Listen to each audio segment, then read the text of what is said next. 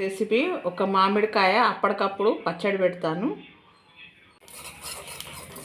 ఇలా చిటపటలు ఆడాక దింపేసుకోవాలి. కొన్ని మెంతులండి, ఇలా కొన్ని మెంతులు వేయించుకోవాలి. 1 స్పూన్ అండ్ హాఫ్ జీలకర్ర వేయించుకోవాలి. ఇవన్నీ పొడి చేసుకోవాలండి.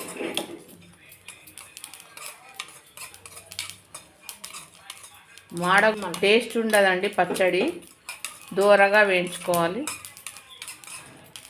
ఒక గిన్నె పెట్టుకొని ఇలా ఆయిల్ పోసుకోవాలండి. ఆయిల్ పోసుకోవాలి. కొన్ని మెంతులండి, కొద్దిగా జీలకర్ర, వేయాలండి. జీలకర్ర మెంతులు వేయాక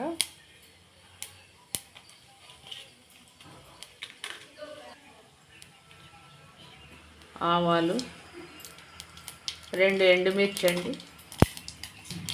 ఆవాలు వేగాక ఎల్లిపాయ పేస్ట్ వేయాలండి.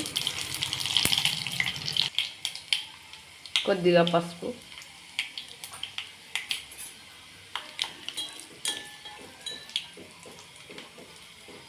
ఎల్లిపాయ వేగాక స్టవ్ ఆఫ్ చేసుకోవాలండి. ఆయిల్ చల్లారాకనే పోపు కలుపుకోవాలి పచ్చడిలో, అంతవరకు చల్లారబెట్టుకోవాలి ఆయిల్. ఆవాలు, మెంతులు, జీలకర్ర పౌడర్ చేసుకున్నామండి.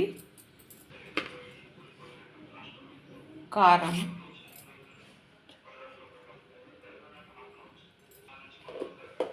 కొద్దిగా సాల్ట్, ఇవన్నీ ఇలా మిక్స్ చేసుకోవాలి.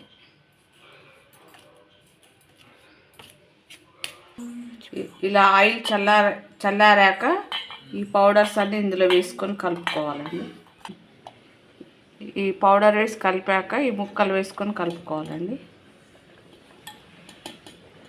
ఇలా కలుపుకోవాలి.